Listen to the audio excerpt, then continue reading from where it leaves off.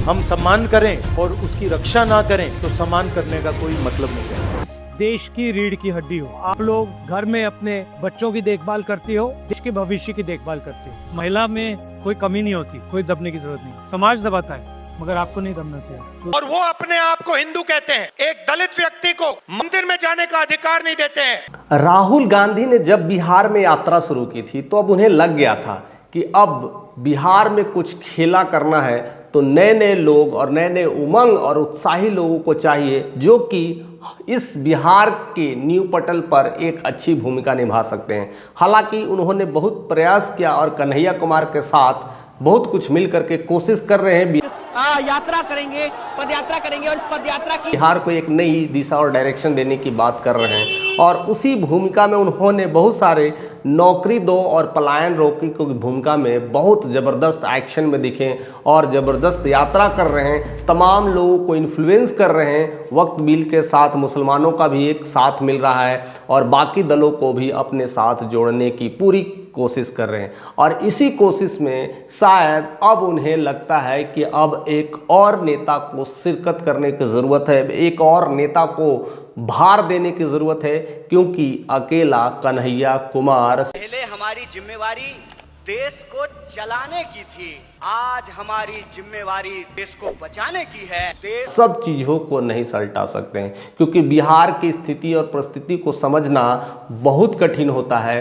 तो कुछ कुछ ऐसे नेता चाहिए जो ज़मीनी लड़ाई लड़े और जगह पड़ने पर और ज़रूरत पड़ने पर वहाँ चले जाए और जवाब दे। और ऐसे कोई नेता अगर कांग्रेस में निकल करके आ रहा है जो बिहार की तरफ से उनके साथ फौलादी ताकत के रूप में लड़ सकता है, तो कोई और नहीं, वो पप्पू यादव है।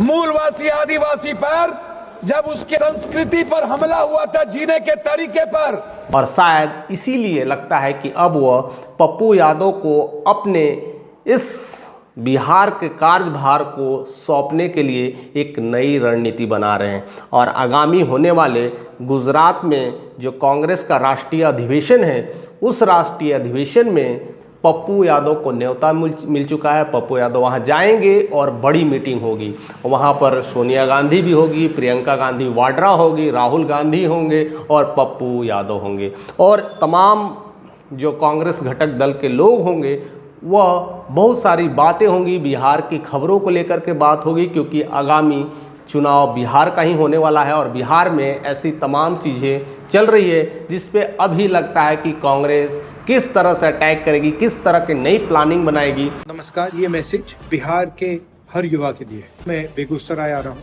आप इश्यूज हैं, बेरोजगारी, महंगाई, पेपर लीक, और उसके लिए उन्होंने दो योद्धा तैयार कर लिए हैं। एक तो कन्हैया कुमार और दूसरा पप्पू यादव।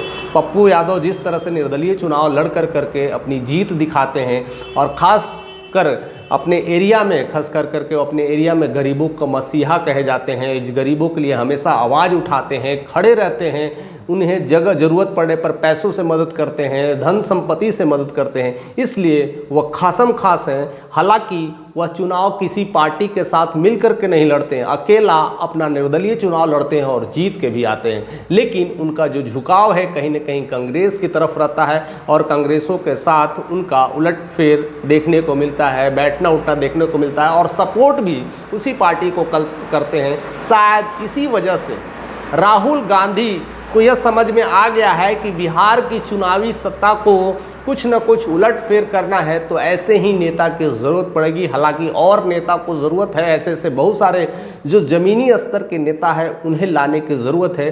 फिलहाल जिस तरह से कन्हैया कुमार को एक बड़ी जिम्मेदारी मिली है कि आप इस दौर में कांग्रेसी हैं जब लोग गद्दारी कर रहे हैं, कांग्रेस पार्टी के साथ बेवफाई कर रहे हैं, चंद दौलत के लिए चंद सिक्के। उसी तरह से अब बारी है पप्पू कुमार को, यानी पप्पू यादव को। पप्पू यादव को उस तरह से जिम्मेदारी मिलेगी और नई रणनीति बनाने की कोशिश करेंगे और बिहार में एक और नई तरीके से सियासी जंग करेंगे।